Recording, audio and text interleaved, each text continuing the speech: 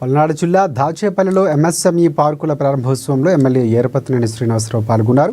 పార్కును వర్చువల్గా శంకుస్థాపన చేశారు సీఎం చంద్రబాబు నాయుడు.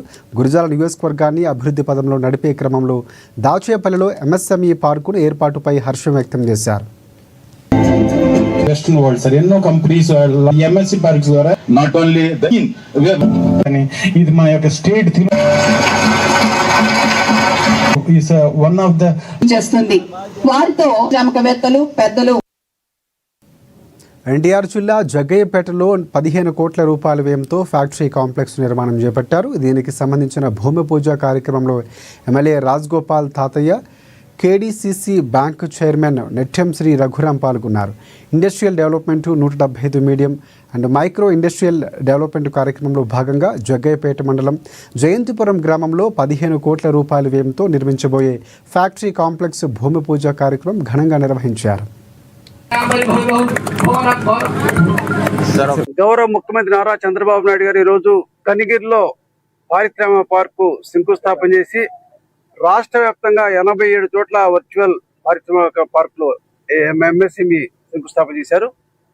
మరి రాష్ట్ర వ్యాప్తంగా పరిశ్రమలు రాబోతా ఉన్నాయి. యువతకు ఉద్యోగ అవకాశాలు, ఉపాధి అవకాశాలు కల్పిస్తా ఉన్నారు.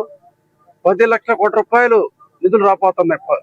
అదేవిధంగా 8 లక్షల మందికి యువతకు ఉద్యోగ అవకాశానికి ఈ రాష్ట్ర ప్రభుత్వం చేపట్టింది.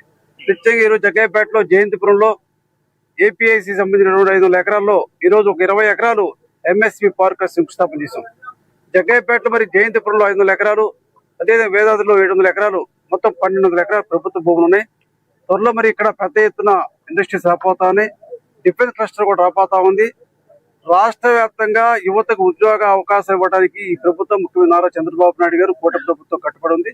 తప్పకుండా భవిష్యత్తులో కనీవిరగని విధంగా ఎన్నికల ముందు ఈ పార్టీ ఏదైతే హామీ ఇచ్చిందో ఆ హామీ మేరకు ఉద్యోగ ఉపాధి అవకాశం కల్పిస్తా ఉన్నారు.